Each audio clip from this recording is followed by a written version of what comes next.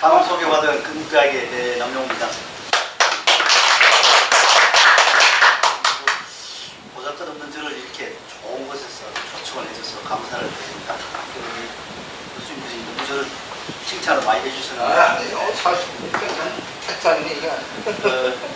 뭐 제가 했는 건 뭐 별거 아니지만은 김도수 교수님이 말씀하셔서 청년 참여의 방법과 정책 말씀을 드리도록 하겠습니다. 목차는 이렇게 한번 잡아봤습니다. 일반적인 창업에 대해서 말씀을 드리고, 그 다음에 오늘 주제인 청년 창업의 방법, 그리고 그에 따른 정부의 정책, 한번 정리를 해보도록 하겠습니다.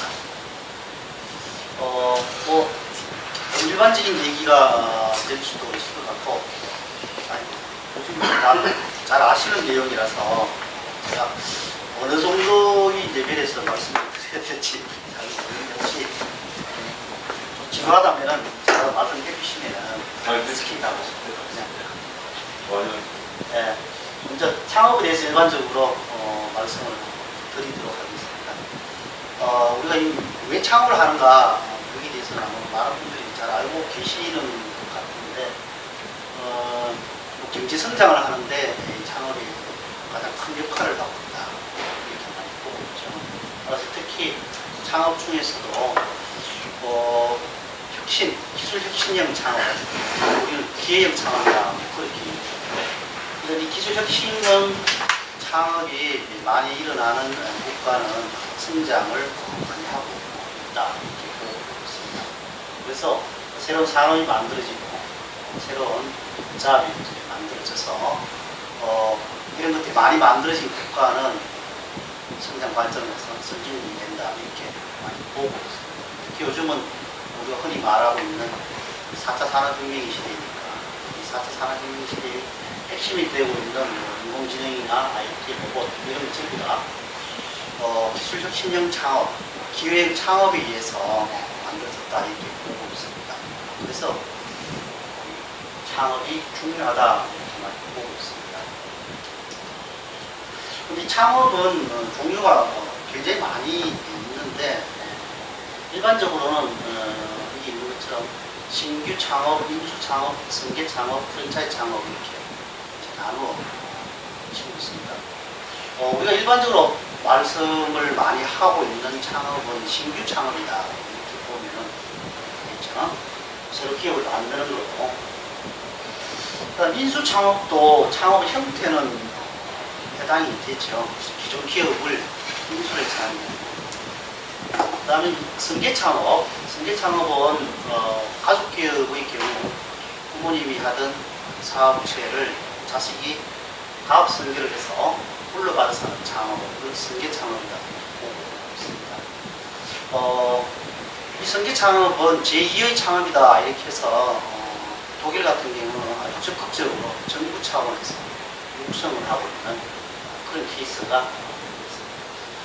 그 다음은 프랜차이즈 창업하기 제일 쉬운 거 이렇게 되고 있는데, 이런 여러 가지로 나누어지지만은 우리가 보통 창업하면은 첫 번째는 신규 창업 가장 중요시 여기고 있고, 신규 창업의 영향력이 가장 크다 보면 있습니다.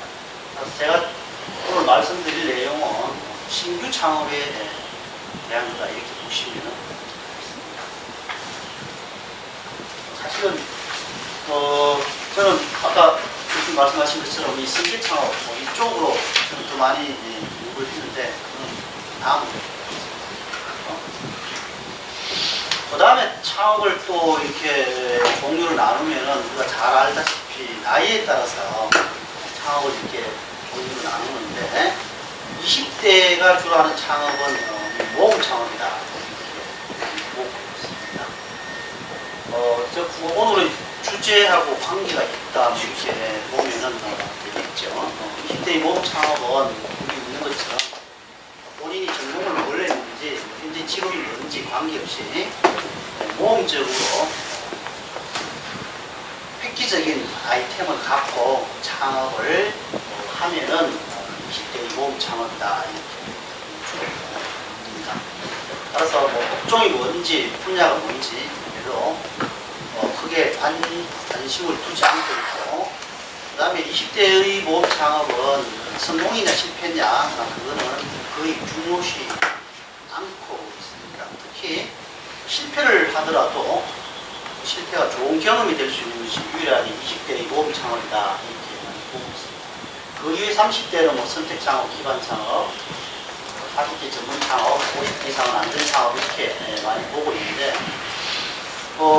우리나라에서는 이 20대의 젊은이들에게 모험 창업을 많이 권장을 하고, 그 다음에 여기에 대한 지원을 많이 하는 것이 전 세계적인 추세가 되는데, 우리나라의 젊은이들은 그렇지 않은 것이 상당히 사회적 문제가 되고 있죠. 즉, 퇴직을 하고 50대에 해야 될 이 안전 창업을 하든지 아니면은 이것도 안 하고 소위 말하는 제일 안전빵인 공무원을 준비하든지 그런 것이 사회적으로 가장 큰 문제가 되겠습니다. 또 하나 종류를 나누면은 새로운 아이템이 어느 정도인가에 따라서 기회형 창업하고 생계형 창업, 아까 제가 말씀을 드렸는데 이렇게 나눌 수 있는데, 젊은이들은 모험심을 갖고 새로운 기회를 찾아서 창업을 하는 것을 적극적으로 권장을 하고, 그 다음에 정부 정책도 그렇게 나아가는 것이 바람직하다 이렇게 보고 있습니다. 근데 우리나라는 OECD 국가 중에서 생계형 창업의 퍼센테이지가 제일 높죠. 그래서 특히 젊은이들도 제가 보기에는 생계형 창업을 많이 하고 있고, 또 정부에서도 생계형 창업도 젊은이가 하면은 지원을 하고 있는 좀 이상한 형태로 창업의 지원이 이루어지고 있다. 저는 그렇게 보고 있습니다. 하나 예를 들면은 저는 상당히 안 좋은 걸로 보고 있는데, 푸드트럭 그걸 갖고 젊은이들이 창업을 하면은 젊은이가 공무원 시험 안 치고 취직 안 하고 창업했다. 그래서 매스컴이 막 두들가는데, 저는 그거는 젊은이가 해야 될 창업은 아니라고 저는 보거든요. 그건 정부가 지원하면 저는 안 된다고 봅니다. 새로운 기술이나 뭐 이런 아이템을 갖고 이렇게 창업을 하는 것을 지원해야지, 식당 하는 거, 젊은이가 식당 하면 그걸 기획이 되는 건 아니거든요. 그건 생계형 창업에 가깝다 이렇게 보고 있습니다. 자, 따라서 아까 말씀드린 것처럼 우리나라는 창업을 기회형 창업하고 생계형 창업으로 나누면은 생계형 창업의 퍼센티지가 제일 늦게 나타나고 있는 것이 가장 큰 문제가 되고 있죠. 여기 있는 거는 우리나라는 여기 뭐 생계형 창업이 36.27인가 이렇게 되어 있는데, 사실은 이거보다는 훨씬 더 높은 걸로 저는 알고 있는데, 이 데이터가 이렇게 있어서 제가 운용을 하긴 했는데, 저는 이거 별로 믿고 싶지 않는 데이터입니다. 제가 생각에는 기회형 창업을 한 30% 된다면 생계형 창업은 한 70% 정도 되지 않을까. 퇴직을 한 50대 이상의 사람들이 하는 그런 창업이 우리가 너무 많고, 경제성장을 하는 데에 혹은 고용을 창출하는 데 필요한 기회형 창업은, 그 4차 산업혁명에 적합한 기회형 창업은 거의 일어나지 않은 것이 우리나라 창업의 가장 큰 문제점이다 이렇게 보고 있습니다. 자, 그럼 이 창업을 하려면은 뭘 준비를 해야 되는가? 다 아시는 얘기가 있는데, 세 가지가 중요하다 이렇게 보고 있습니다. 첫 번째는 창업을 직접 하는 당사자가 되겠죠. 안트프레니어, 기업가 혹은 창업가 이렇게 우리가 번역을 하고 있고, 그 다음에 창업가가 가질 획기적인 아이디어나 기획, 그 다음에 창업을 하는데 필요한 경영자원, 여기에는 많은 사람들이 관심 있어 하는 자금, 돈하고 관계되는 거라든지 기술이라든지 혹은 종업원이라든지 이런 것이 여기 경영자원에 해당이 있습니다. 따라서 이 세 가지가 창업하는 데는 기본적으로 제일 중요하다 이렇게 해서 창업에서는 창업의 3요소다 이렇게 보고 있습니다. 이 안트프레니어는 창업을 직접 하는 당사자이기 때문에 창의성과 혁신성을 갖고 창업을 해야 기회형 창업이 제대로 된다 이렇게 보고 있고 그런 것을 우리는 기업가 정신이다 그렇게 많이 얘기를 하고 있습니다. 그리고 아이디어는 여기서 말하는 아이디어는 그냥 막연한 아이디어라기보다는 환경에 적합한 혁신적인 아이디어이기 때문에 아이디어를 다른 말로 opportunity, 기회다. 기회를 찾아서 새로운 아이디어를 내는 것이 필요하다 이렇게 보고 있고요. 그럼 경영자원은 아까 말씀드린 것처럼 돈하고 관계되는 것입니다. 이 세 가지가 제일 중요한데 나중에 제가 다시 말씀드리겠지만 그럼 우리나라에서는 이 세 가지 중에서 세 가지를 다 정책적으로 지원하는 것이 좋은지 아니면은 이 중에서 어느 한 가지에 핵심 역량을 잡아서 지원하는 것이 좋은지 그거를 고민을 해야 될 것 같은 생각이 듭니다. 자, 창업에 대한 일반적인 얘기는 이 정도로 마치고요. 그 다음 오늘 주제인 청년 창업에 대해서 잠깐 말씀드리겠습니다. 김원식 교수님이 저보고 청년 창업의 방법과 정책을 좀 해달래서 도대체 뭘 해야 되는가 고민을 하다가 제가 창업을 제가 근무하고 있는 건국대학에서 한 20년 정도 강의를 했는데 그걸 토대로 해서 우리 학생들한테 강의했더니 이렇게 했으면 좋겠다 하는 것을 중심으로 해서 제가 말씀을 드리도록 하겠습니다. 청년 창업이든 장년 창업이든 뭐든지 창업에서는 기업가 정신이 제일 중요하다 이렇게 많은 사람들이 얘기를 하고 있죠. 기업가 정신은 바로 도전하고 혁신하고 창의성을 갖고 창업을 하는 거다 이렇게 보고 있습니다. 그리고 이 청년 창업은 아까 말씀드린 것처럼 생계형 창업을 해서는 곤란하고 기회형 창업을 해야 됩니다. 새로운 아이디어를 찾아서 기술 혁신이 가능한 쪽으로 창업을 해야만이 성공을 하든지 실패를 하든지 결론이 난다는 얘기입니다. 여기는 제가 없지만은 이 청년 창업은 성패를 떠나서 모험심을 갖고 창업을 해야 된다 이렇게 보고 있습니다. 특히 실패를 하는 것을 아주 당연하게 얘기해야 된다. 근데 정부의 정책에 의하면은 창업 자금 얼마 지원했는데 성과가 얼마 나타나는가 이런 거에 많이 포커스가 맞춰져 있다 보니까 젊은이들이 주로 해야 될 기회형 창업이 제대로 안 되고 있는 거 아닌가 그런 생각을 합니다. 그 다음에 우리나라 정부에서는 굉장히 지원을 많이 해준다고 중소기업청 요즘은 중소벤처기업으로 성격이 되어 있는데 많이 홍보를 하고 있는데 자금 측면은 어느 정도 되는지는 모르겠지만 창업에 대한 어떤 적극적인 마인드를 갖고 지원을 하고 있는 건지 좀 생각을 해봐야 될 것 같아요. 이런 거는 각 대학에서 지금 하고 있는 교과 과정이나 혹은 대학의 어떤 평가 지표 이런 데에 있어서도 최근에 들어와서는 굉장히 중요한 지표로 사용을 하고는 있죠. 제가 보기에는 너무 늦었지만은 그래도 다행이다 이렇게 생각을 하고 있습니다. 이 정부 지원책을 잘 찾아보면은 굉장히 많이 있는데 제가 강의하고 있는 우리 학생들이나 아니면은 저는 일반 강의 외에 제가 창업 동아리 2개를 지금 20년째 좀 지도를 하고 있는데 걔들도 보면은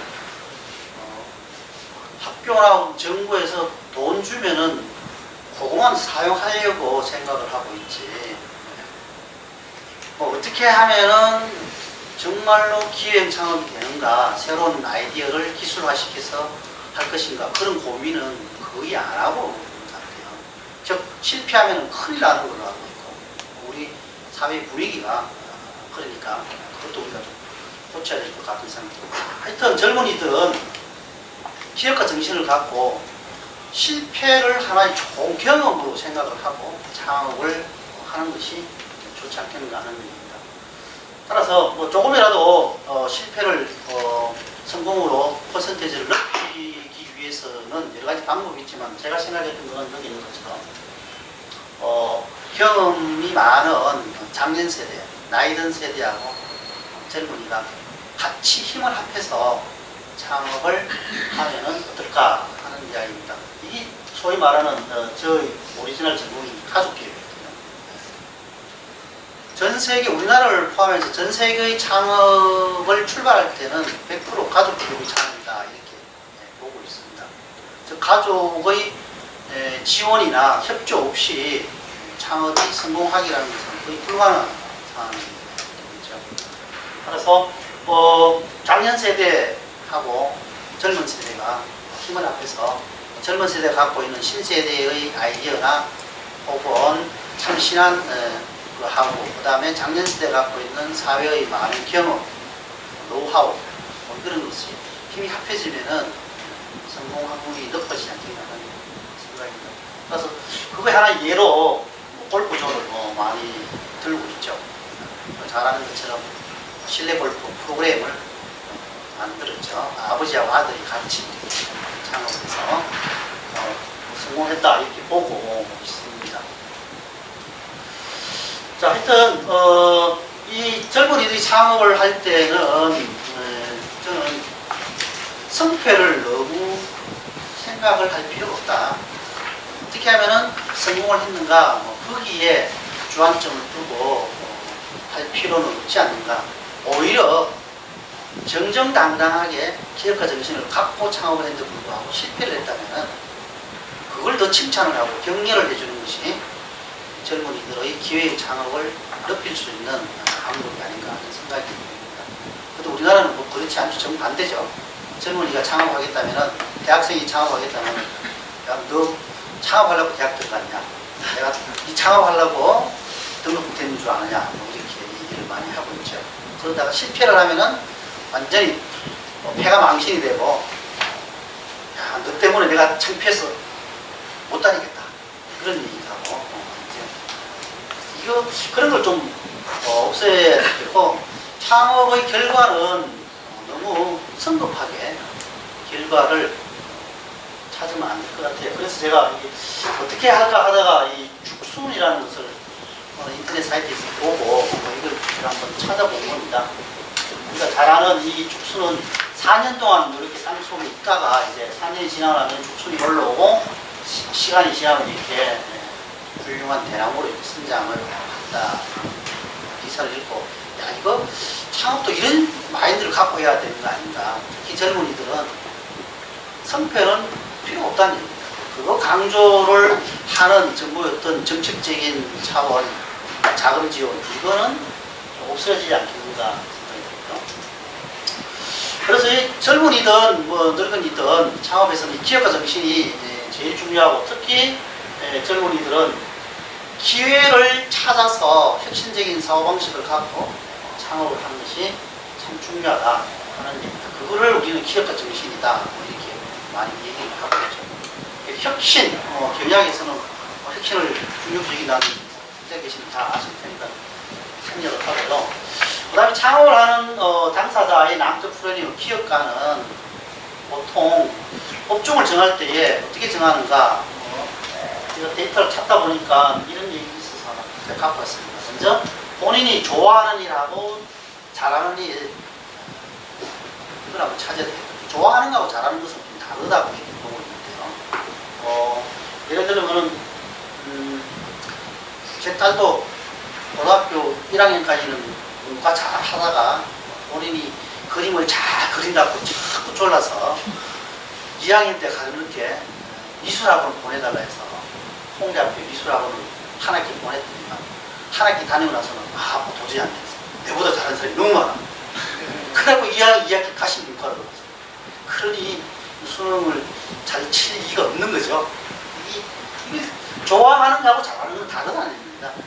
요즘 젊은이들 치고 고등학교 다니는 학생 치고 뭐 대생 이거 못하는 학생이 없다는 얘기죠. 뭐 많아, 누구나 다 그릴 수 있는 거. 그걸 정말로 잘해야지. 뭐 우리나라에서 제일 잘하지는 못하더라도 자기 학교에서라도 제일 잘하는 사람이 되어야. 그렇죠? 그래서 내가 좋아하는 일을 하고 잘하는 일을 찾아내야 되고, 그 다음에 과연 그 일이 이 세상이 필요로 하는 일인가. 세상이 필요한다는 것은 마켓이 있다는 얘기가 되겠죠. 이런 세 가지 관점에서 업종을 택하면은 좋지 않겠는가 하는 생각입니다. 자, 그래서 결국 기업가 정신은 핵심이 창의성과 혁신이 기업가 정신의 핵심이 되는데, 창의적으로 생각을 하고 그 생각한 것을 행동으로 옮기면은 혁신이 될 것이죠. 경영에서 혁신이 참 중요하다 이렇게 많이 얘기를 하는데, 어느 분이 혁신을 이렇게 설명을 하는 것을 제가 들었습니다. 이 혁자는 가죽 혁자죠. 이 써도 되나요? 예.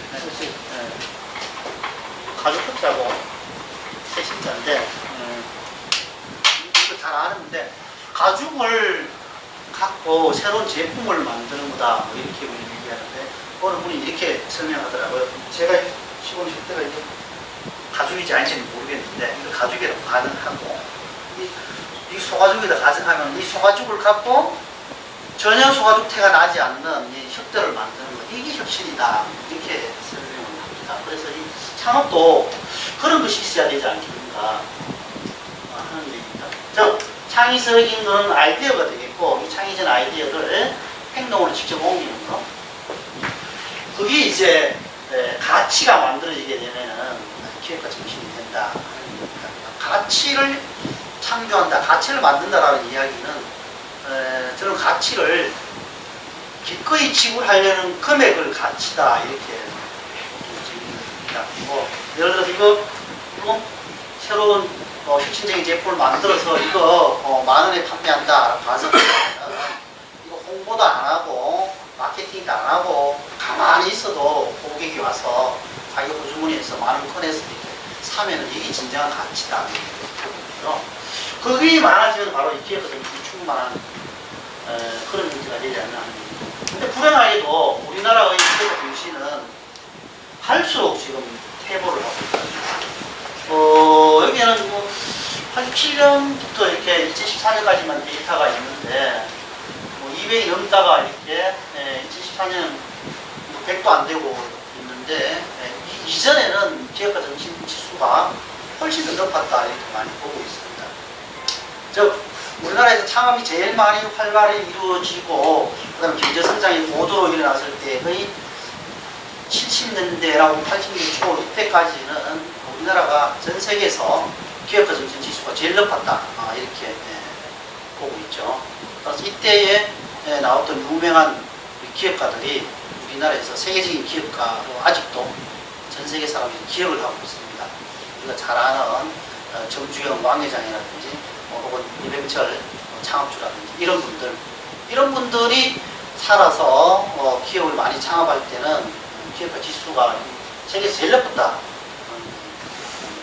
그래서 어떻게 하다 보니까 이 기업가 지수가 제일 높았던 국가에서 제일 낮은 국가로 바뀌어져 버립니다. 그래서 그게 왜 그런가? 그 원인을 찾아서 치료를 해줘야만이 우리나라가 다시 한번 경제 성장을 할 수 있지 않겠는가 이렇게 보고 있습니다.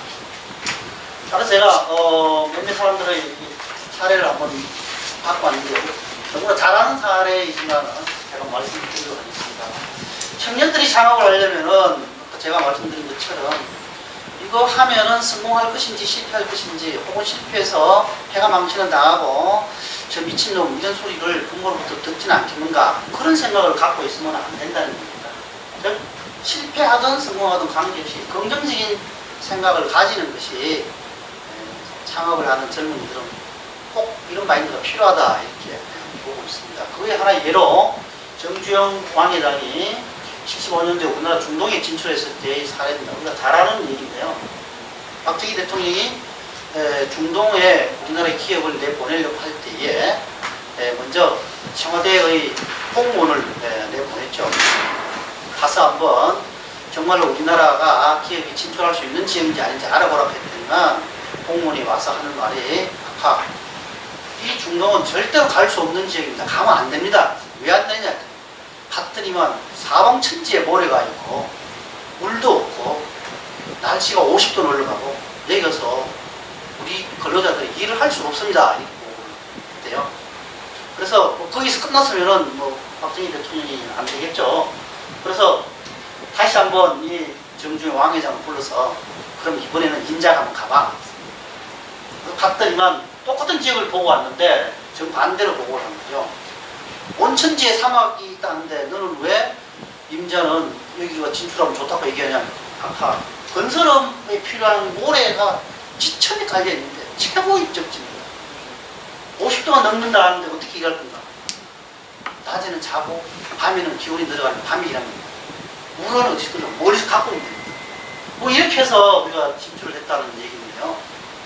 긍정적인 마인드를 갖고 창업을 하는 것이 참 좋겠다는 생각이 듭니다. 그 다음 또 하나는 창업에서 굉장히 중요시 는 열정, 실패로부터 도전 이런 것이 필요하다는 얘기죠.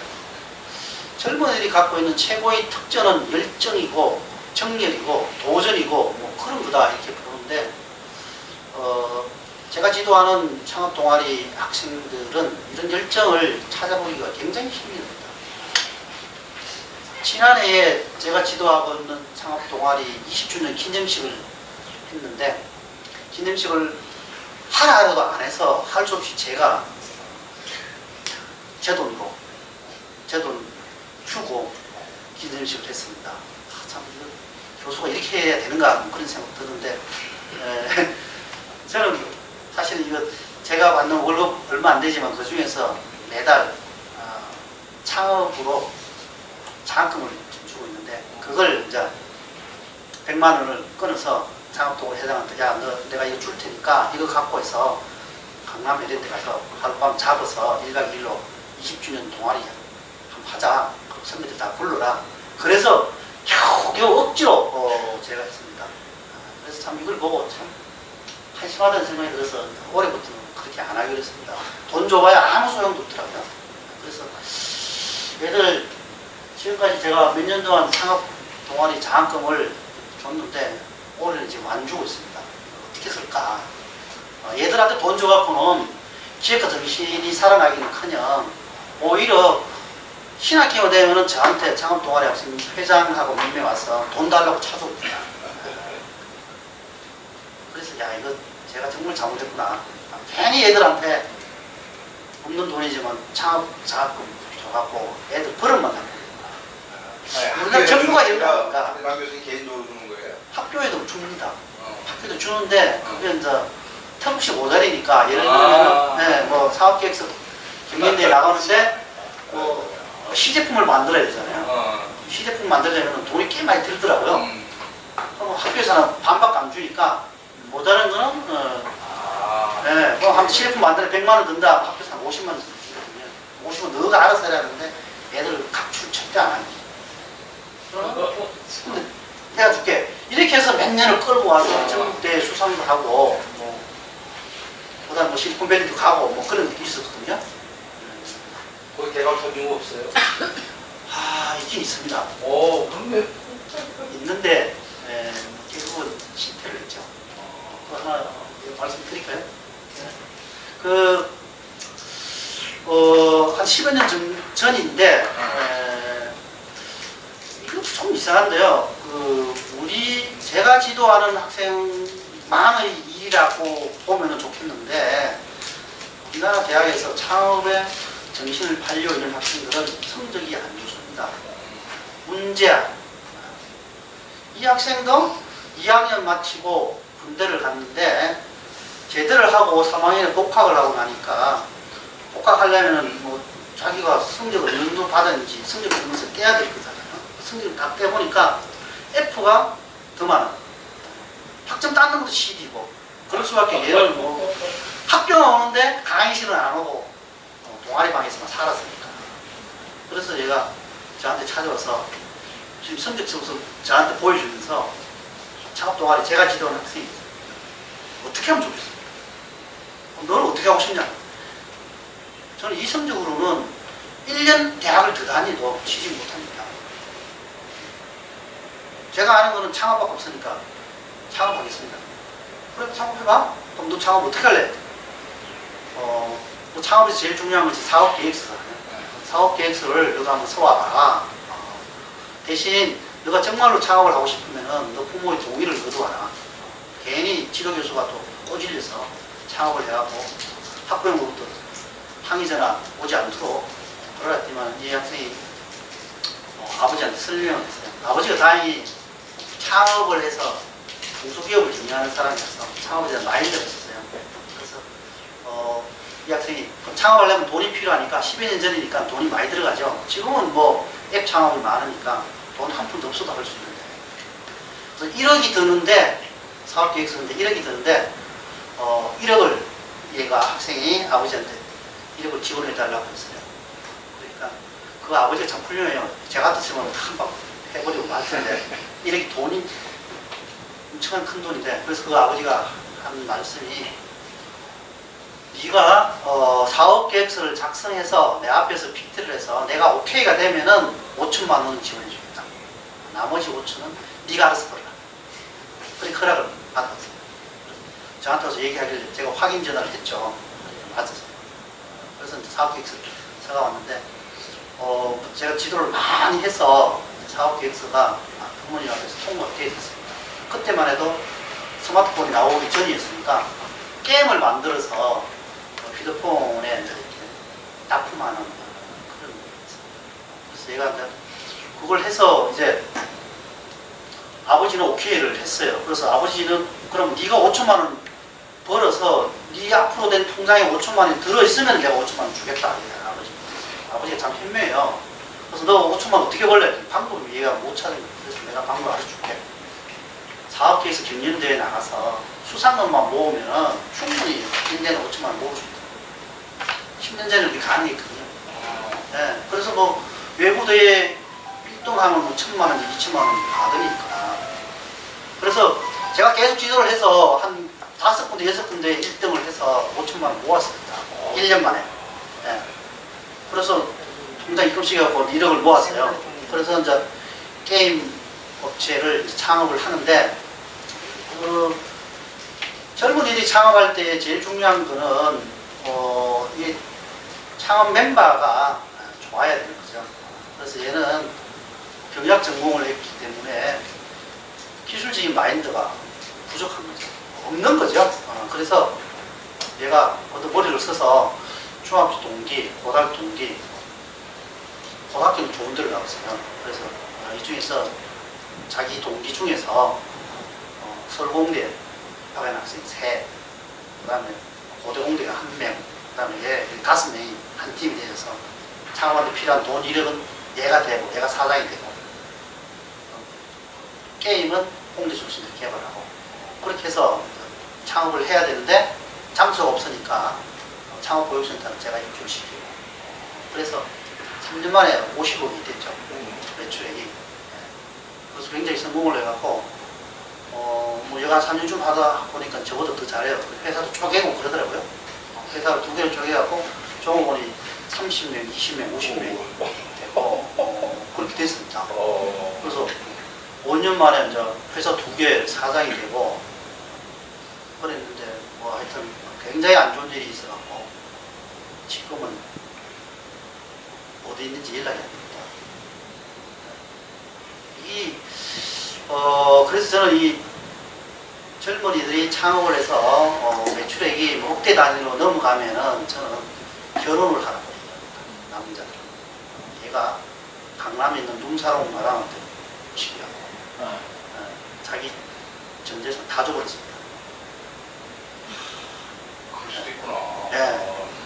그래서 이 룸사롱 마담한테 전세 10억짜리 얻어주고 매출액 50억에 뭐 전세 10억 얻어주시니까 얘 돈 남는 게 뭐가 있겠어요. 이 총각이니까 그렇게 해서 뭐 한 달 만에 회사 네, 끝나버리더라고요.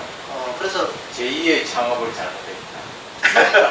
그래서 이거 안주를 잘못하고 네, 정치를 잘못하고 네, 이 젊은이들은 조금 성장 실적이 있으면은 저는 무조건 더 결혼해. 아마 20대 애들한테 그 얘기를 못하고 그런 케이스가 있더라고요. 그래서 걔한테 제가 배우는 게 참 많습니다. 제가 입주 시기 갖고 제가 50억까지 만들어줬는데 50억도 하나씩은 안 오고 제 기회에 기회를 만들어주세요. 어디에 연락을 저한테 안 오고 있어요. 휴대폰도 번호 다 바꿔버렸고 누구한테 연락하면 찾을 수 있는데 찾아서 이제 다시 해야죠. 찾아갖고 나스닥에 보내시고 나스닥에 말고. 나스닥에 보낸 제작이 있습니다. 그건 성능 예, 예, 예, 뭐 실리콘밸리 보내갖고 어. 우리나라 전국에서 사학교에서 경연대회에서 1등을 해갖고 그 당시에 1등 하니까 상금이 1억이고 상품으로 한 달 동안 실리콘밸리에 견학간 그래서 한 달 동안 실리콘밸리 갔다가 거기서 누워 앉아갖고 실리콘밸리 사고 창업? 네. 그런 학생들도 있습니다. 근데 그건 10년 전이었고요. 그 학생은 10년도 더 됐습니다. 이렇게 우리나라가 외환위기 끝나고 난 다음에 벤처기업이 막 활성화됐을 때 2000년도죠. 7, 8년 됐는데 그때는 사학교에서 경연대회를 전국 규모에서 1등을 하면 상금이 1억이에요. 네, 굉장히 크습니다. 요즘 뭐 1000만 원이면 굉장히 크죠. 그래서 이런 열정이 요즘 학생들은 없다는 겁니다. 그때는 있었는데 10년 전만 하더라도 있었어요. 그래서 제가 뭐 한마디 얘기하면은 뭐 군대보다 더하게 잘 알아서 다 하고 있는데 요즘은 뭐 동아리 대장 오라도 안 옵니다. 돈 준다면 따라가죠. 그래서 제가 이 참 교육을 잘못시켰다. 그런 생각을 많이 하고 있습니다.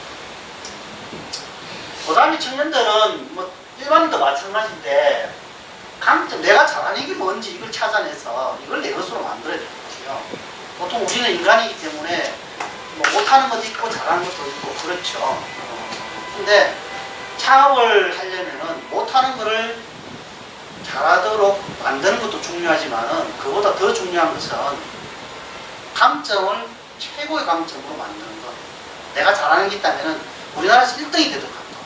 그게 훨씬 더 중요하다 이렇게 보고 있습니다. 그래서 제가 이성엽이나 친구, 그 다음에 요새 세계 랭킹 1위 됐던 학생이 이런 친구들, 이런 친구들은 바로 분명히 못하는 것도 있을 거라는 얘기죠. 그러나 자기가 잘하는 게 뭔지를 미리 찾아내서 그쪽으로 매진했다. 이런 것이 청년 창업은 꼭 필요하지 않겠습니까?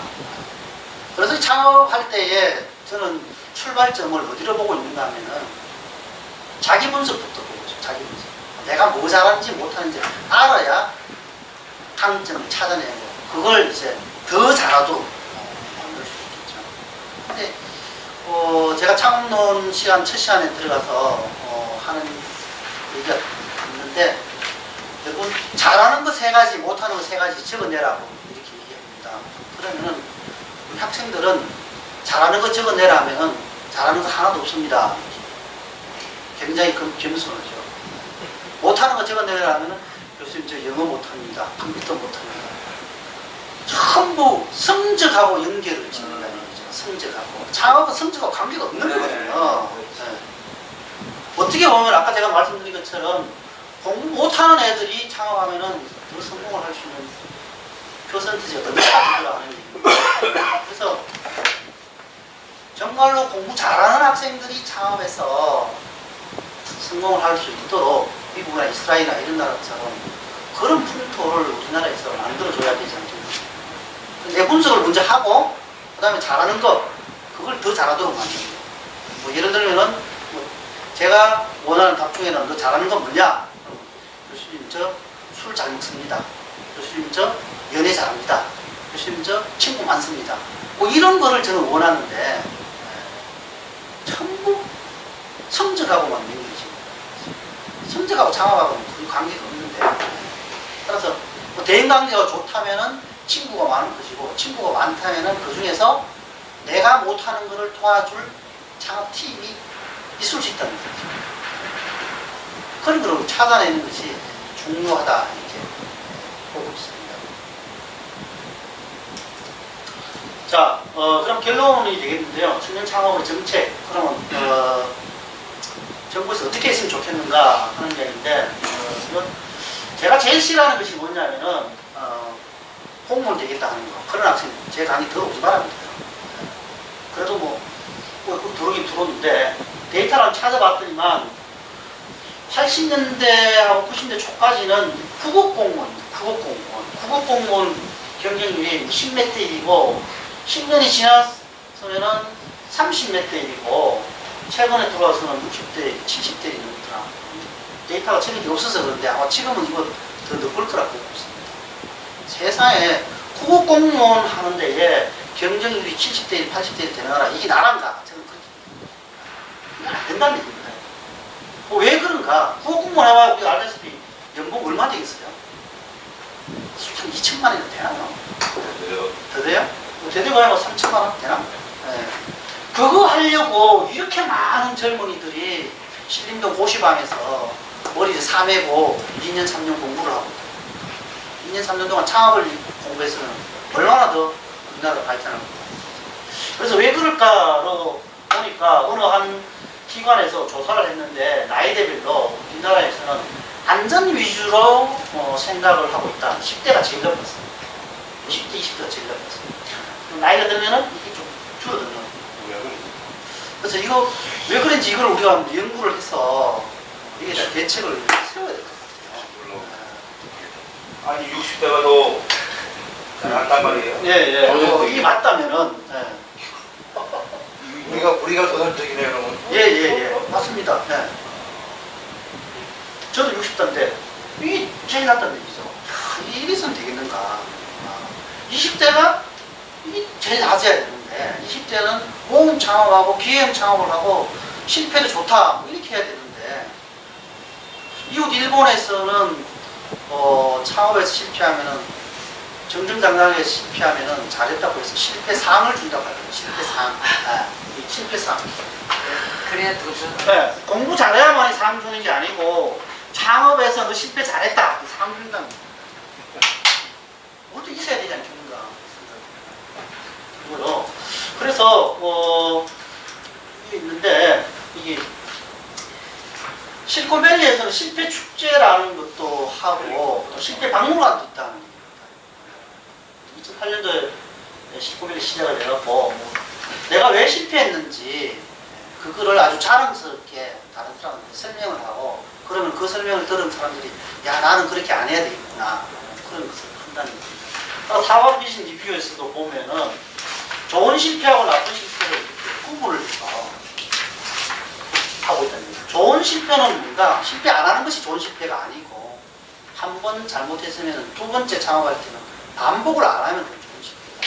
이렇게 보고 있습니다. 이 실패를 예방하고 실패는 또 뭔가 없고 그 다음에 다시 일어서면은 그건 정말 좋은 실패다. 그래서 상을 줘야 되지 않겠습니까? 그리고 우리나라에서도 이런 실패 축제, 심지어 실패 박물관 이것도 만들어서 젊은이들이 마음 놓고 창업을 할 수 있도록 해줘야 되지 않겠습니까? 이런 데 좀 돈을 좀 많이 쓰면 어떨까 생각이 들고요. 그 다음에 정부에서 적극적으로 좀 창업에 대해서 지원을 좀 확대를 해주시면 좋겠다 하는 이야기인데 여기 있는 자료는 제가 그냥 논문에서 찾은 거고 제가 하고 싶은 얘기는 다른 데 있습니다. 제가 2004년도에 누리사업이라는 것이 교육부에서 있었습니다. 우리나라 말로 지방대학 육성사업에서 대학의 창업과 취업을 잘하도록 하기 위해서 지원을 해주는 사업인데 그 당시로서는 굉장히 큰 지원금이 있습니다. 그래서 제가 모험 삼아서 지원을 했더니만 1년에 7억 지원을 받았습니다. 교육부부터. 그 당시에 7억이 굉장히 컸습니다. 근데 그거 뭐냐면은 두 축이었는데 하나는 취업 잘하는 거하고 또 하나는 창업 잘하는 거였는데 취업은 누구나 다 하는 거고 창업을 어떻게 하면 잘하는가 이거 이 교육부에서나 혹은 심사위원들이 좋게 봐서 제가 선생님께서 운영을 했는데 그 창업을 할 때에 제가 저는 평소에 생각하고 있는 게 있어갖고 교육부에 문의를 했습니다. 즉 창업하면은 우리가 잘하는 창업 교육으로 세계 랭킹 1위가 뱁슨 칼리지죠. 보스턴에 있는.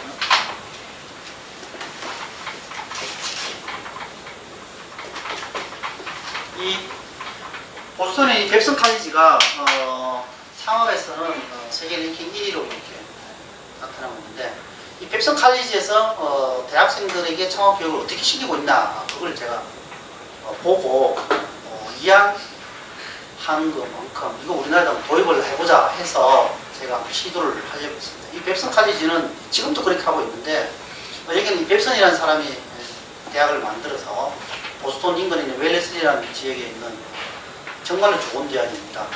굉장히 좋은 대학인데, 우리나라 사람들은 칼리지니까 이거 무슨 전문대학으로 알고 있는데 MBA 과정도 엄청 좋고 대학 등록금 굉장히 비싸죠. 그래서 이 뱁슨 칼리지는 창업 관련해서는 우리나라하고도 인연이 굉장히 깊습니다. 이 뱁슨 칼리지는 매년 전 세계에서 창업가로서 유명한 사람에게는 우리로 치면 최고 경영자 대상을 주고 있습니다. 그 대상을 80년대 초 이때에 우리나라의 이병철 회장이 상을 받았습니다. 그거 받은 우리나라 아는 사람 거의 없습니다. 저도 몰랐는데 누가 받았는지 쭉 보니까 이병철 코리아 해놨더라고요. 그만큼 이 뱁슨 칼리지는 창업을 중요시하고 있고, 여기는 초기는 조그만 소규모 대학이기 때문에 경영학 계통학과가 없었습니다. 뭐 미국의 경영학과는 아시다시피 기능별로 이렇게 나눠져 있죠. 뭐 마케팅학과, 뭐 회계학과, 뭐 생산학과 이렇게 나눠져 있고, 그런 거는 대부분 다 창업하는데 필요한 것을 스포팅하기 위해서 안트프레너십 디파트먼트가 제일 크고 이렇게 되어 있습니다. 그럼 얘네들은 1학년 때 입학을 하게 되면 1년 동안 학교를 오지 말합니다. 학교를 안 오고 뭐 하는가? 5명은 한 팀을 짜서 200명 정도가 신입생인데 5명이 한 팀을 짜서 창업을 1년 동안 밖에 나가서 하라 하는 것이 교과 과정입니다. 그럼 그냥 하면은 안 되니까 돈을 좀 줍니다. 그래서 팀당 3,000불을 주고 5명이 한 팀 돼서 창업을 직접 하도록 합니다. 1년 동안 학교 한 번도 안 와도 되고, 필요하다면은 한 달에 한두 번씩 오는데, 오는 것도 50번 오는 게 아니고, 뭐 강제해서 오는 게 아니고, 본인이 창업하다 보니까, 나 마케팅이 잘 안 된다 하면 마케팅 교수한테 물어보고, 세금이 잘 안 된다 하면 텍스 전공을 물어보고, 잘 되면은 1년에 한 번도 올 필요 없습니다. 3,000불을 받고 이렇게 창업을 직접 하죠. 그러면은, 제가 이런 얘기를 하면은 우리 학생들은 교수님 그럼 학점 어떻게 줍니까? 우리 학생들 오로지 성적. 정말 저는 싫어하는데. 학점은 얘네들은 3,000불을 줬기 때문에 1년 후에 수익을 얼마나 올립니까? 제일 많이 올리는 팀은 6%. 그렇게 운영을 하고 있다는 얘기죠. 그래서 제가 2004년도에 겁도 없이 교육부 관리한테 전화를 해서 나 이러이러한 형태로 창업 교육을 시키고 싶은데 해도 되겠느냐 저보고 사무관인 것 같아요. 저보고 교수 몇 년 했어요? 제가 한 15년 했습니다. 15년 했는 교수가 그런 미친 얘기를 해요. 저보고 미쳤다고. 그러더니만 지금은 그런 비슷한 정책을 하고 있어요. 지금 정부에서 하고 있는 창업 정책 중에서 100% 이 정도는 아니지만은 그래도 학생들한테 팀을 짜서 창업을 하겠다면은 이제 지원도 해주도록 하고 학교 차원에서 자금도 지원해주고 그다음 창업 인턴도 하고 이렇게 되어 있습니다. 그때쯤 교수 창업 제도가 제도적으로 도입됐을 때 아니에요? 교수 창업은 돼 있었는데 학생들을 팀을 짰어. 이제 뱁슨 칼리지 흉내 안 내려고. 그래서 저렇게. 예. 근데 미쳤다고 그래요? 네, 저거 미쳤다고 해서.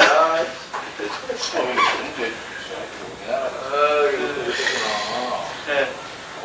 기특하네. 그래서 뭐 그런 거 할 수 없는 거고. 만약에 이걸 했다면 제가 뭐 당연히 탈락했겠죠. 하여튼 그런 겁니다.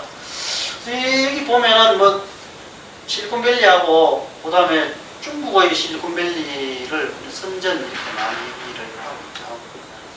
많은 사람들이 실리콘밸리는 잘 아는데 중국의 선전은 신천인데 뭐 아시는 분들이 많지 않은 것 같아요. 요즘 중국 기업들이 워낙 많이 뜨니까 일부러 제가 한번 해봤습니다. 이 선전에는 우리가 잘 알고 있는 화웨이라든지 텐센트, 뭐 DJI, 뭐 이런 비아디 이런 세계적인 기업들이 여기에 있다는 겁니다. 다 이 벤처기업으로 창업을 해서 지금 세계를 지배를 하려고 하는 그런 기업들이 선전에 있다는 겁니다.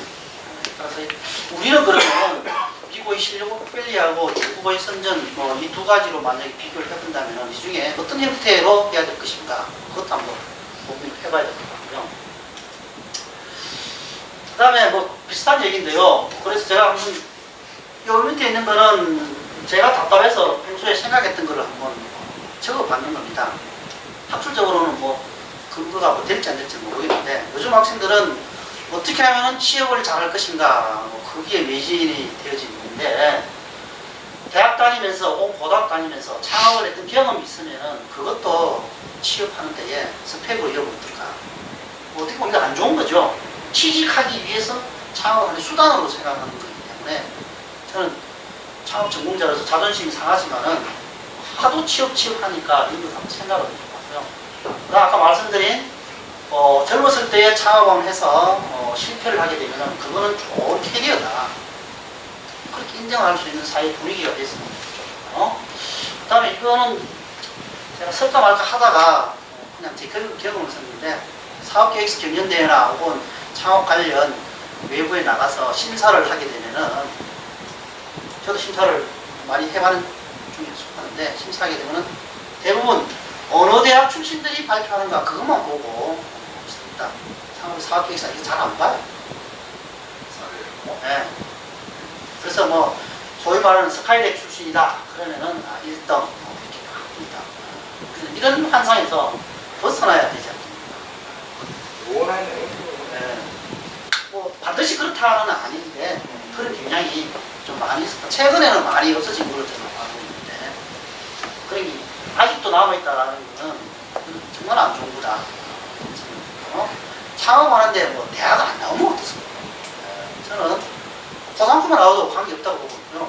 이스라엘 같은 경우는 고등학생 오조로 60%가 창업을 하고 그 다음 창업 1년 동안 하다가 잘 안 되면은 내가 실력이 모자라니까 안 되겠다. 그래서 대학을 진학한다.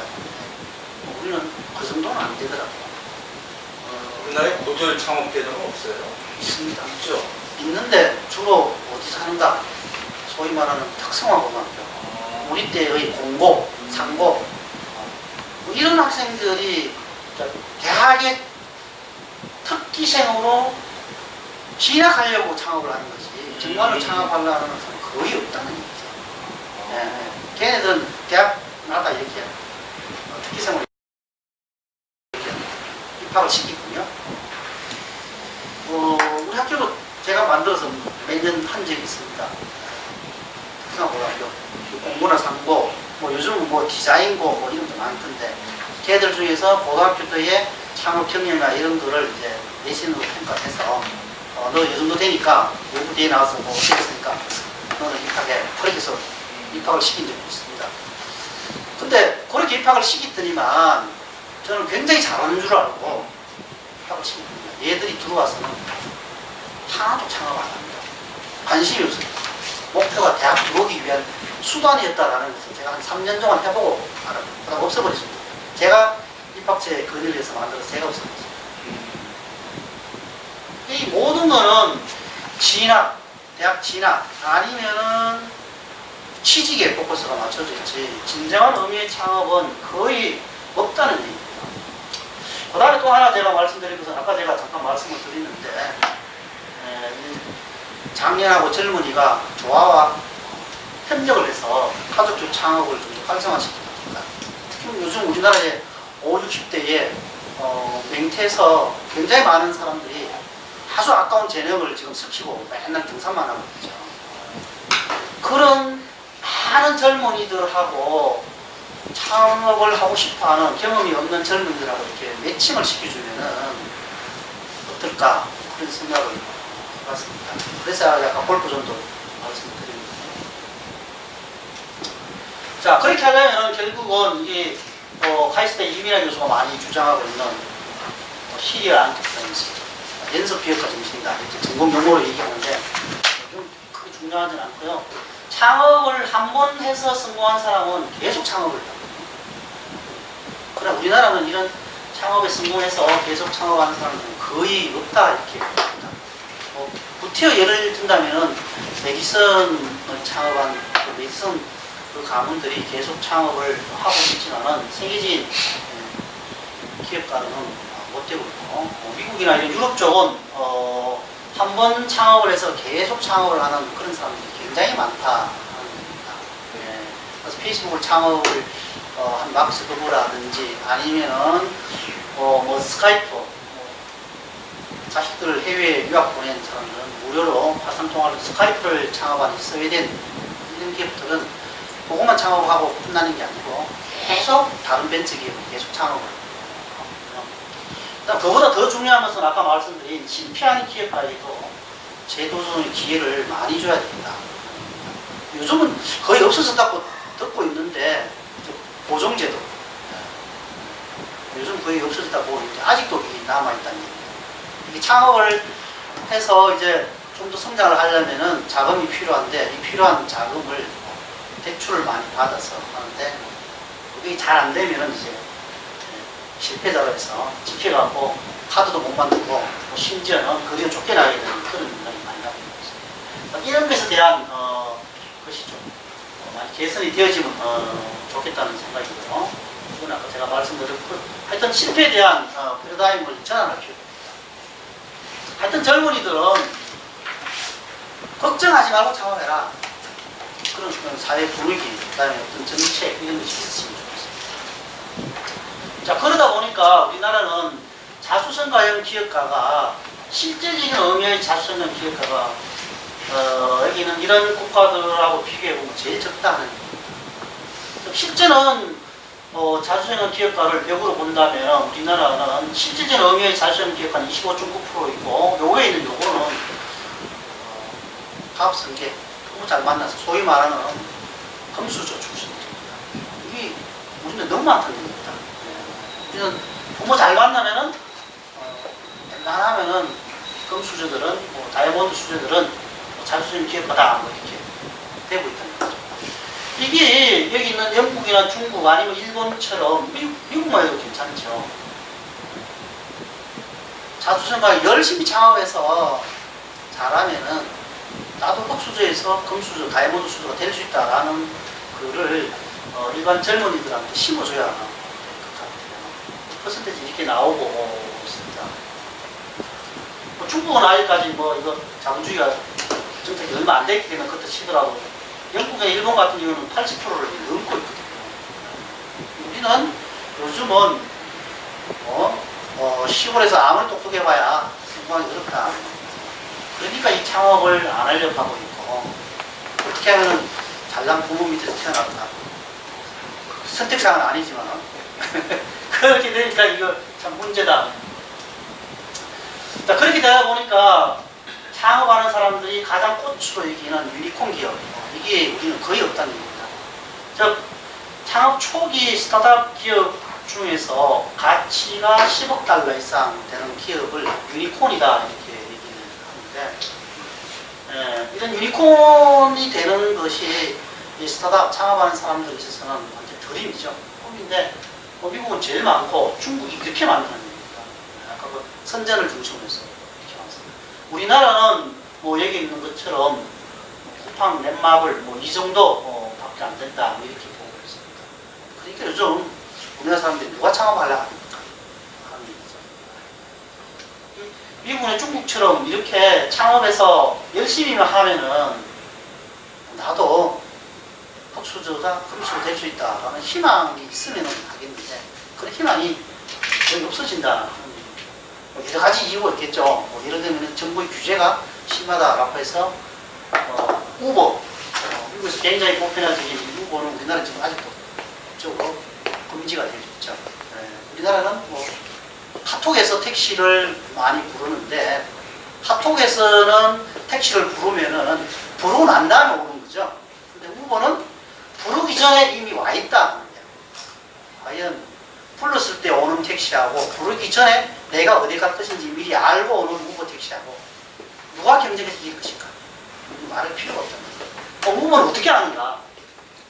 데이터가 있다는 거죠. 요즘 4사 산업혁명 시대의 핵심적인 데이터를 빅데이터 이게 다 축적이 돼서 갖고 우버 같은 경우는 지금 예를 들어서 뭐 지금 오늘 목요일 지금 한 8시쯤 되면은 이 충무로에 택시 타는 사람이 많이 있는지 없는지 이미 데이터 DB가 다 구축되어 있다는 거죠. 그래서 오늘은 술 훔치는 날이니까 젊은이들 많이 가는 맹동면 이런 데 가야 되겠다. 우버가 다 알고 그쪽으로 다 이동을 한다는 거죠. 부르기 전에. 근데 카톡은 우리가 뭐 입력을 해서 해야 뭐 이제 오니까 경쟁이 되겠느냐. 우리는 이거 아직도 이거는 법적으로 지금 금지가 되어 있으니까 여러 가지 있죠. 하여튼 이런 겁니다. 요즘 뭐 가장 최근에 유니콘 기업으로 각광을 받고 있는 거는 헬스케어 쪽이다 이렇게 많이 보고 있습니다. 헬스케어 건강이죠. 누구나 다 건강을 원하고 있고 100세까지 사는 게 목표가 아니고 100세까지 건강하게 사는 것이 목표이기 때문에 그런 헬스케어 쪽이 유니콘 기업이 된 것이 미국에서는 제일 많다 이렇게 통계치가 나오고 있습니다. 자, 결론을 말씀을 드려야 될 것 같아요. 다 말씀을 드리고 젊은이들도 열정을 갖고 도전할 수 있는 기업가 정신을 많이 도취를 시키시면 좋겠다는 얘기고 그 다음에 하나는 이거 제가 생각했는데 이거 맞는지 안 맞는지 좀 말씀해 주시면 좋겠는데 우리나라의 대기업, 특히 재벌들이 우리나라의 기업을 좌지우지하는데 이 재벌들이 창업기업을 딱 보고 있다가 좀 괜찮은 창업기업이 있다 하면은 창업기업을 못 살게 한다는 얘기죠. 못 살게 해서 자연적으로 망하게 해버리고 거기에서 근무하고 있던 사람을 스카웃해서 재벌들이 기술을 개발하는 데 쓴다. 뭐 이런 얘기가 많이 있던데 제가 확인을 안 해봐서 맞는지 안 맞는지 모르겠어요. 재벌들은 창업기업에 대해서 어떻게 될까? 엑셀러레이터의 역할을 좀 했으면 좋겠다 하는 얘기고 또 하나는 M&A를 건전하게 했으면 좋겠다는 얘기예요. 엑셀러레이터는 요즘 최근에 나온 창업 지원 정책 중에 하나로 나타나고 있죠. 세계적으로 미국에 있는 Y 콤비네이션이라는 회사가 엑셀레이터로 제일 유명한 회사인데 우리나라에서는 정부 차원에서 창업 보육센터를 뭐 한 300개 정도 전국에 각 대학이 다 만들어 놓고 창업을 지원한다고 하고 있죠. 그러나 그 창업 보육센터 창구는 장소만 제공해 줄 뿐이지 창업한테 필요한 기획과 정신 고치나 뭐 아이디어나 기술이나 자금이나 뭐 이런 거는 그렇게 지원을 안 하고 있다는 거죠.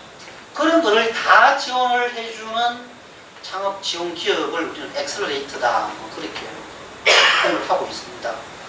그래서 다행히 지난해 연말에 엑셀러레이터에 대한 법이 국회에서 통과가 되어져서 법적으로는 엑셀러레이터가 지위를 확보를 하게 되어졌습니다. 그러나 아직은 우리나라에서는 제대로 된 엑셀러레이터는 있게 되지 않고 있다는 겁니다. 자금 지원을 엑셀러레이터 하고 싶어도 돈이 한정이 되기 때문에 제대로 못하고 있으니까 돈 많은 재벌들이 창업기업 잡아보려고 생각하지 말고 키워서 하면 되거든요. 키워서 좀 할 수 있는 그런 일이 있으면 좋겠다는 거죠. 그러면은 우리나라도 페이스북이나 아마존이나 넷플릭스나 구글이나 이런 회사가 나타나지 않겠나 하는 겁니다. 요즘은 미국에서는 IT 쪽을 굉장히 중요시기고 창업기업은 다 IT를 기반으로 하고 있는데 그 IT를 기반으로 하고 있는 대표적인 기업으로서 FANG, Pay Enterprise 이렇게 미국 사람들이 얘기를 하고 있는데 이 Pay이 페이스북, 아마존, 넷플릭스, 그다음 구글 이것이 미시를 타서 Pay Enterprise 이렇게 얘기를 하고 있더라고요. 얘들 기업이 다 창업한 지 얼마 안 됐거든요. 그래서 우리도 좋은 아이디어를 내서 이런 기업들이 나오면은 얼마나 좋겠습니까? 하는 얘기입니다. 그렇게 하려면은 결국은 우리도 실리콘밸리에 있는 좋은 기업들이 엑셀레이터 역할을 하고 그 다음에 기술이 뛰어난 초창기 기업은 M&A를 해서 지원을 해주다는 얘기죠. 그럼 이 실리콘밸리에 있는 기업들은 괜찮은 기업이다 하면은 어마어마한 돈을 주고 이렇게 M&A를 하는 거죠. 몇백억, 아주 쉽게 이렇게 줍니다. 그런 창업 기업 입장에서는 100억 달러 하면 엄청난 돈이죠. 그러나 우리나라의 젊은이들이 제대로 된 창업을 해서 M&A 했을 때에 100억 달러는 그냥 1억 달러도 받은 기업이 어떻게 있는지 한번 생각을 해봐야 된다. 그래서 제가 이런 생각을 해봤습니다. 그 다음에 이게 중국의 마윈이 주로 많이 하는 얘기인데요. IT, 즉 테크놀로지는 이미 지나갔다. 4차 산업혁명 시대는 데이터 기반 플랫폼을 만듭니다. 그렇게 많이 얘기를 하고 있습니다. 그래서 지금 중국의 마윈이 얘기하고는 알리바바가 아마존하고 지금 완전히 어깨를 나란히 하고 있고 구글하고 지금 경쟁하려고 하고 있는 거죠. 이 알리바바는 그 전자상거래에서 중국 내에서 가장 큰 기업인데 이 데이터를 기반으로 해서 하고 있다는 겁니다. 하나 예를 들면은 우리나라 이 전자상거래는 물건을 살 때에 돈을 먼저 줘야 택배가 오죠. 그러나 알리바바는 돈을 안 주고 물건부터 먼저 온다는 겁니다. 어떻게 그게 가능한가? 얘들은 알리바바 거기에 각 개인 구자가 다 있어갖고 그 구자에 일정 금액을 디파짓 해서 입금시켜 놓는 거죠. 우리로 돈으로 한 10만 원 정도 입금시켜 놓으면 그게 기반이 되셔서 그걸 보증금으로 해서 전자상거래 신청하면 물건부터 먼저 온다는 거죠. 특히 옷 같은 경우는 뭐 입어봐야 하는 거죠. 그러면 옷 사이즈 몇 개 이렇게 정해주면은 이제 옷 3개 다 입어보고 맞는 거는 자기하고 안 맞는 거는 택배로 돌려보내면은 돌려보낸 택배비까지 알리바바가 책임진다. 해외도 그렇고. 우선 요즘 그걸 토대로 해서 아마존이 지금 그렇게 하고 있어요. 예. 아마존이 그렇게 하려고 하고 있고, 그 다음에 아마존이 그렇게 하고 있으니까 월마트이 엄청나게 상처를 받은 거죠. 피해를 굉장히 많이 받은 거죠. 월마트도 조그마한 전자상거래 업체를 인수를 했습니다. 인수를 해서 그러니까 알리바바가 중국 내가 아니라 해외도 예. 그렇게 자기 회원으로 가입. 디파짓 해가지고 이렇게. 네, 회원으로 가입. 아, 그게 가능하구나. 네. 그래서 이게 아까 제가 그렇게 하고 있는데 우리나라의 기업들은 과연 어떻게 하고 있는가? 이거는요. 월마트 보면은 제탁섬이라는 전자상거래 업체를 33억 불에 인수했거든요. 아주 조그마한 창업 초기 기업이거든요. 이거를 33억 불에 인수를 했거든요. 월마트이 아마존하고 경쟁을 합니다. 이렇게 해서는 안 되겠다. 월마트, 우리 치면은 뭐 이마트나 롯데마트잖아요. 더 이상 이래 갖고는 우리가 경쟁에서 나와야 되겠다. 그래서 전자상거래 전문으로 하는 이런 업체를 인수를 했고, 구글도 우리가 잘 아는 뭐 지난해에 바둑뒀던 딥마인드 이 회사를 요 정도 금액으로 인수를 했고, 그 다음에 이 구글이 홈 오토메이션으로 진출하려고 네스트라는 역시 작은 초창기 기업입니다. 이거 32억 불입니다. 얘네들은 어느 한 업종으로 신규 사업으로 진출을 하려면은 그 분야의 최고의 창업 기업이 어디 있는가 그걸 파악해서 M&A를 한다는 거죠. 우리는 그 기업 도산나도록 막 여러 가지 방법에 의해서 기업 문다투도 만들어보고 그럼 거기에 근무했던 핵심 엔지니어를 착석하고 대가고 그게 우리나라의 재벌들이 있는 행태다. 그렇게 많이 얘기를 하고 있는데 모르겠어요.